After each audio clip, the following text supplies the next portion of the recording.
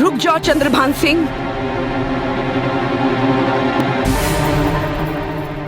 ये तुम्हारा नहीं, मेरा भी गुनहगार है।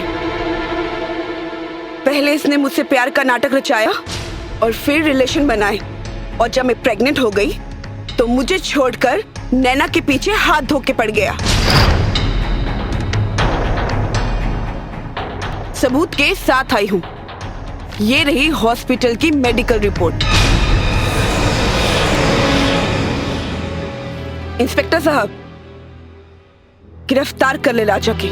तकलीफ हमरा के गिरफ्तार करोला के ना, तकलीफ झूठा साजिश रच के सच्चा प्यार करे वाला एगो प्रेमी के ऊपर ऐसा कलंक लगा देलस कि हर प्रेमिका के अपना प्रेमी पर से भरोसा उड़ जाए।